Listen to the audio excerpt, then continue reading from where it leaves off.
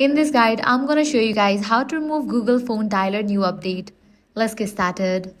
First, you'll need to launch your Play Store. Now click on the profile icon given at the top right. Click on the option settings. Navigate to the option network preferences. Click on the option auto update apps. Now check in for the option don't auto update apps. Then you can head back. Search for phone by Google. After the app appears, uninstall it.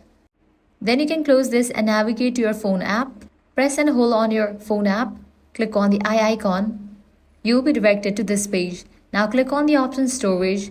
Click on clear cache. Likewise, click on the option clear data. Then head back, navigate to the option force stop. Following these steps, you have just removed Google Phone Dialer new update. And that's it. If this guide helped you out, do not forget to like, share and subscribe. Thanks for watching.